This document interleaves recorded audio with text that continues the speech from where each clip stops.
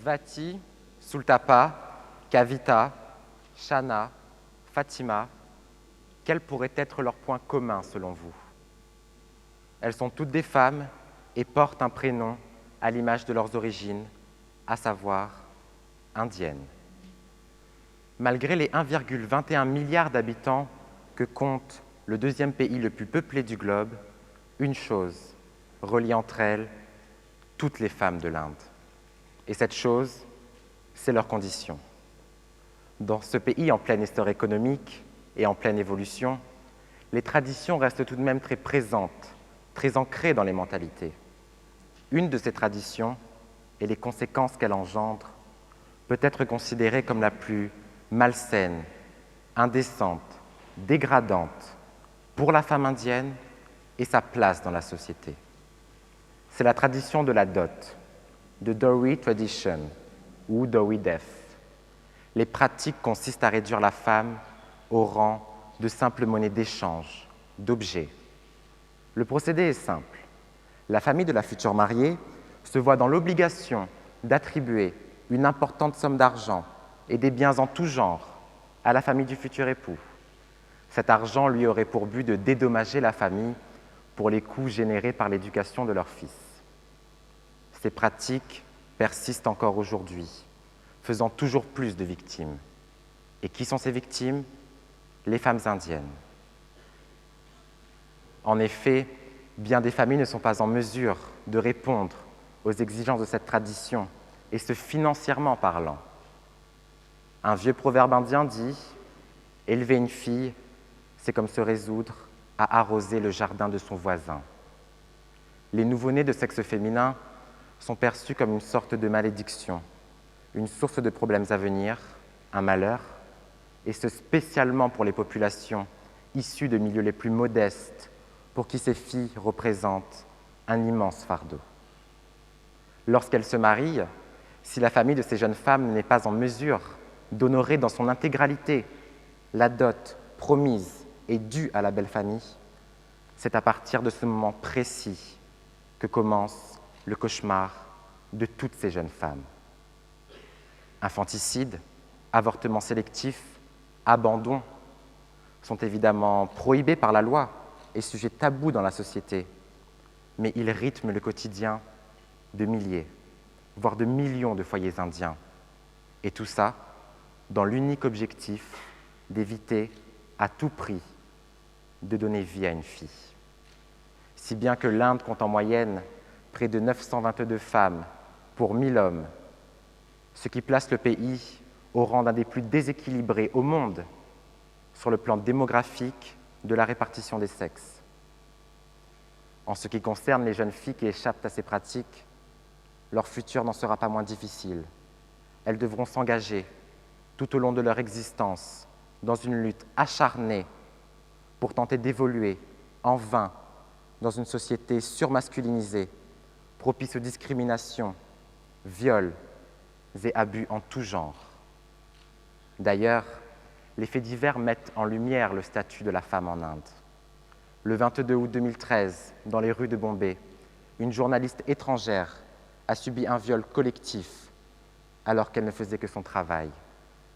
On perçoit la difficulté d'être femme en Inde.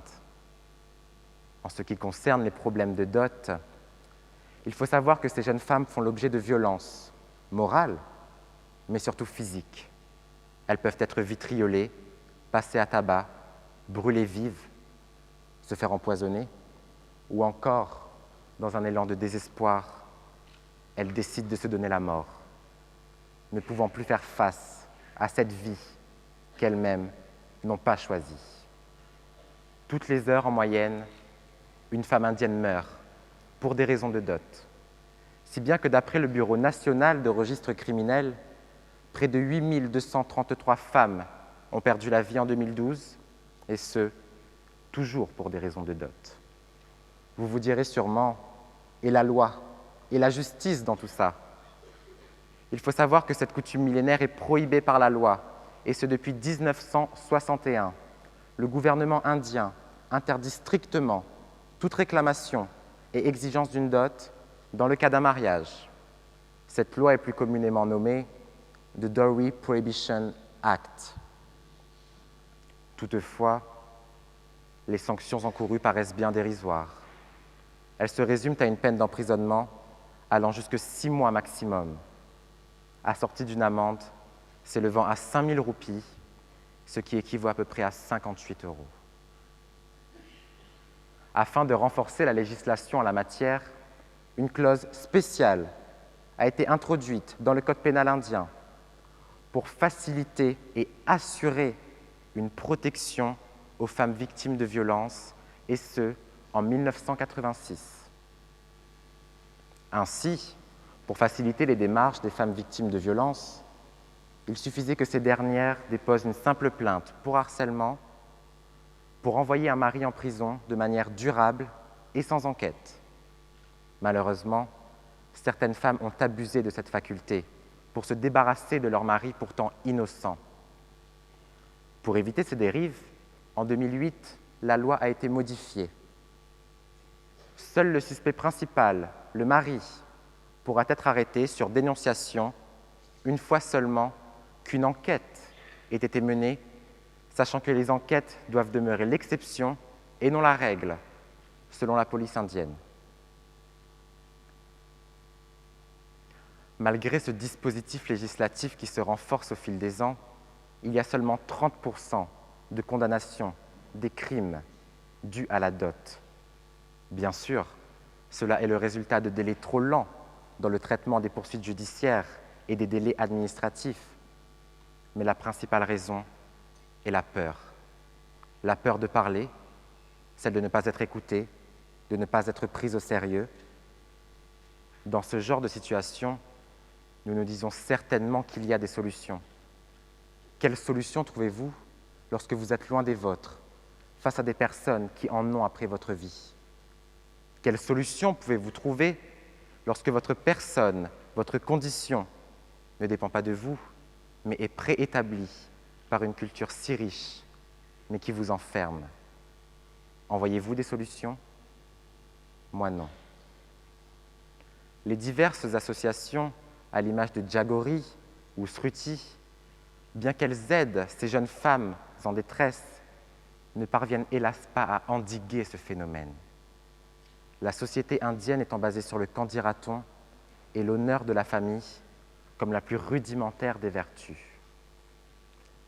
Et les droits fondamentaux des femmes à la non-discrimination, à la dignité, perdurent, et ce malgré la Déclaration universelle des droits de l'homme de 1948, qui vise normalement à placer tout être humain sur un même pied d'égalité, sans distinction de leur sexe. Cela voudrait-il dire que la femme indienne est un être humain au rabais? Amnesty International ne manque pas de nous rappeler que la condition de la femme du XXIe siècle est loin d'être enviable et que ces atteintes sont synonymes de graves fautes humaines.